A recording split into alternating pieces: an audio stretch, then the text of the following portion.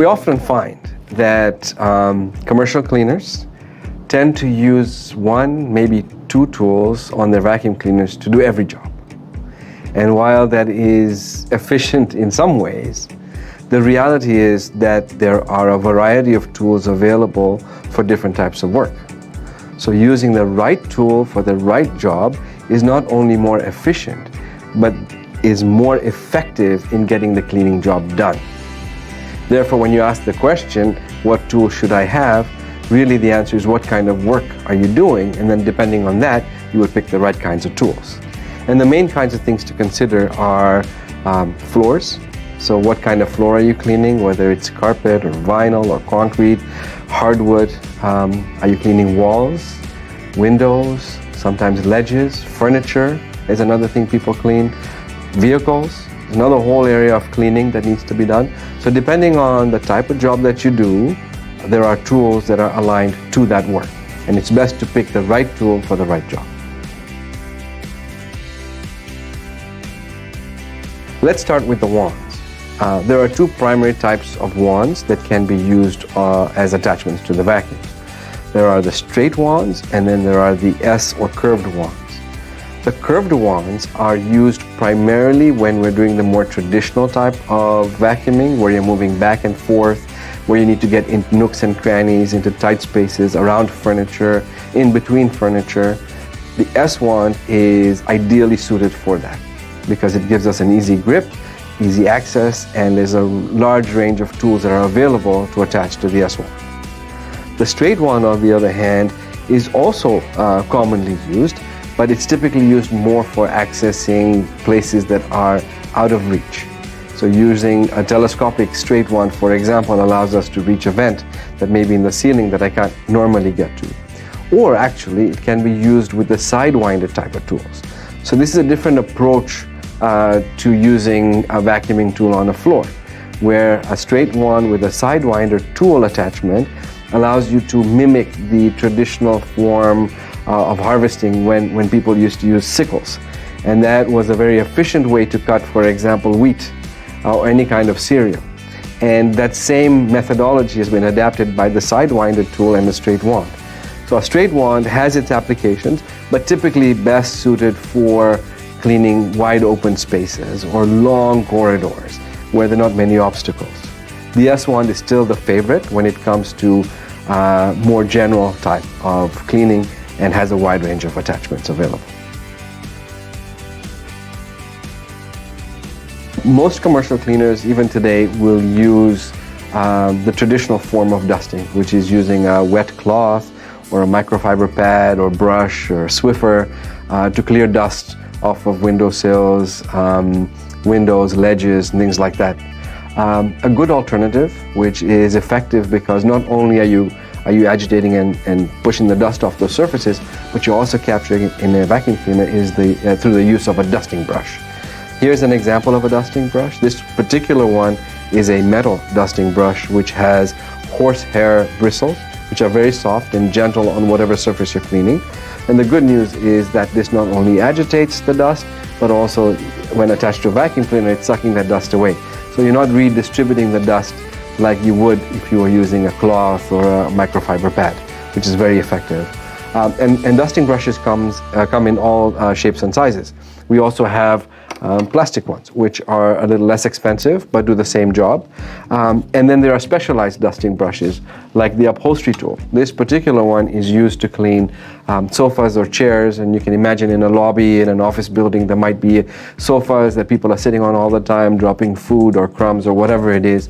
A simple upholstery tool allows you to clean under those cushions, on chairs, and other hard to reach places.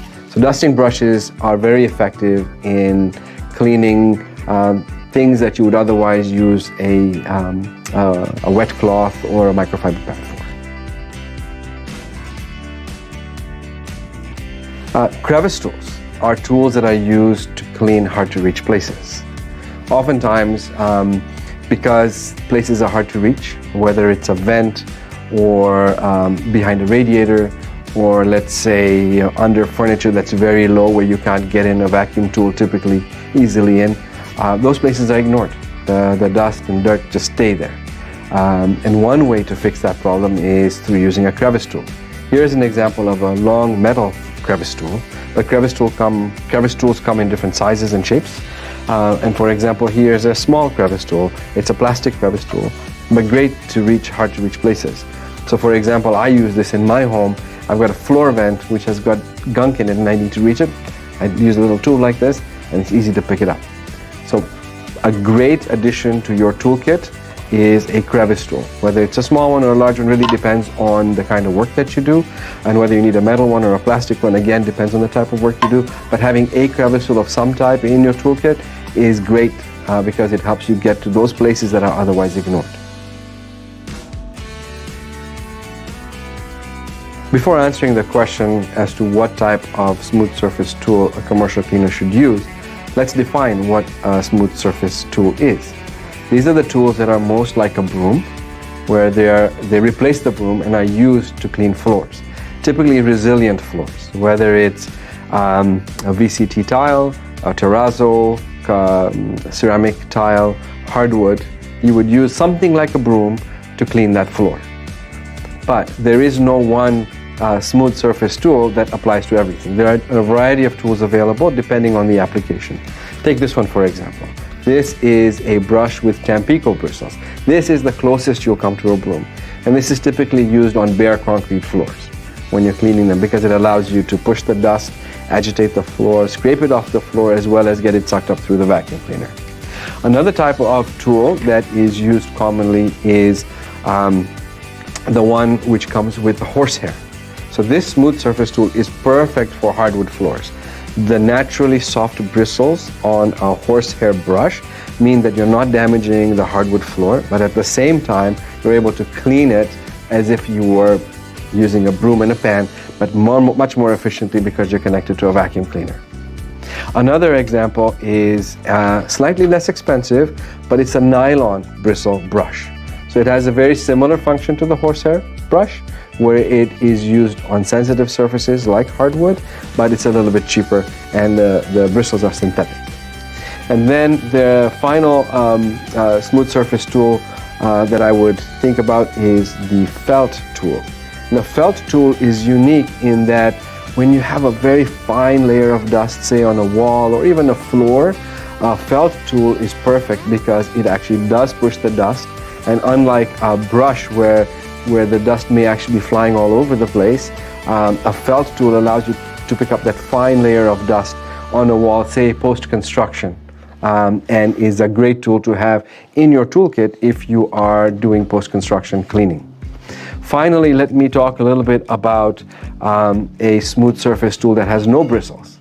So here is a tool we call the gulper tool, and the reason why this is an important piece of or part of the toolkit is that it is made of metal.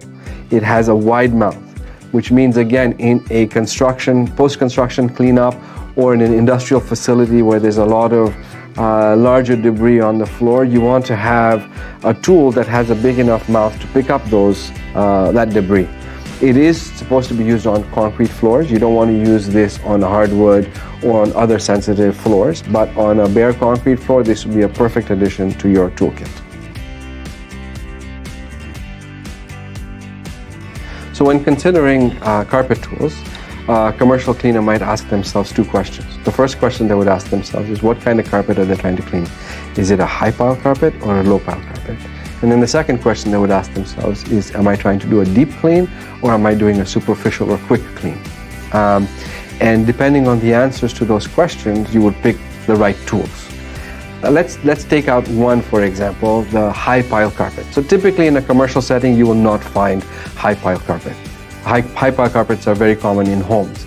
And the best way to clean those is to use a residential type vacuum cleaner.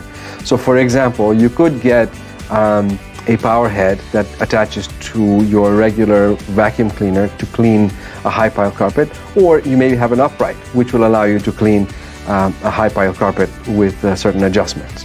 But that's not what we're going to focus on today. Today let's focus on the commercial type carpets, which are typically low pile, and ask ourselves the second question, which is, do I want to do a quick clean or do I want to do a deep clean? To do a deep clean, you probably want to pick a carpet tool like this one. And why? That's because this one has bristles on it. These bristles typically are used to agitate the carpet and loosen the dirt that's trapped in the carpet fibers. It is more work because you are pulling back and forth, but what it does is it gives you a deeper clean. If, on the other hand, you're trying to do a quick clean, another option to consider is a carpet tool like this, which has no bristles. And this smooth face carpet tool allows you to quickly clean spots because this glides very easily on a low pile carpet. So it'll clean the surface of that carpet very quickly. So for example, let's say it's a hallway in a hotel which hasn't been used much over the course of the last 2 or 3 days, and they need to clean it quickly. A great tool to use to get it done efficiently and fast. Finally, let's talk a little bit about spills on carpets. So while the two tools we've talked about so far are used to clean dry carpet, occasionally you do have a spill on a carpet. And how do you clean that? Well, a simple tool like this, it's a carpet tool, but it's a wet pickup carpet tool attached to a wet vac, allow you to clean a spill very quickly and take the water out before you bring in your air movers to dry out the carpet. But something like this is a great tool to have where spills are common. So when picking up liquids, whether it's a spill or part of a cleaning process, it's important that you recognize that you have a wet vacuum, because that's the best way to pick up a liquid spill. But then depending on the type of liquid, you would have different tools. So for example, if it's general wet pickup, whether it's maybe melted snow or a small spill, a little squeegee tool like this one here would be sufficient. But this tool can also come with blades that are oil resistant or that are chemical resistant. So depending on where you're working, so let's say you have been stripping a floor and you've got stripper chemical, you've got wax, and you've got dirt all mixed together, you might want to get a chemical resistant blade on your squeegee, which will make your squeegee last longer. But in terms of their function, the squeegee will do the same job no matter what kind of blade it has on it. An improvement on the general squeegee is a squeegee with wheels. Everything with wheels is better. Squeegee with wheels, these are adjustable height wheels, allows you to set the squeegee at the right height whereby you are not getting stuck with the water. Oftentimes with a regular squeegee, what happens is that as you're sucking up water, you find yourself getting stuck because you're not letting any air through. But this one, by setting the right height, allows you to glide across the surface and pick up water more efficiently and is less strain on you. Then there are other further improvements on these. These tools become a little bit more expensive, but they're worth having if you only have one and you want to use it for multiple things. So for example, this particular tool allows you to put in squeegee blades, allows you to put in brushes, and also allows you just to have regular blades, which allow you to clean smooth floors, allow you to clean carpets, and also allow you to clean liquid spills. Here's a pro tip. If you are a commercial cleaner, considering residential work where you have to clean high pile carpet, then make sure that when you buy your industrial or commercial cleaning vacuum, that vacuum has a receptacle for power heads. Many vacuum cleaners don't, but certain vacuum cleaners do have receptacles, and what that allows you to do is quickly connect your power head to the same power source as your vacuum cleaner and allow you to get on with cleaning high pile carpets quickly.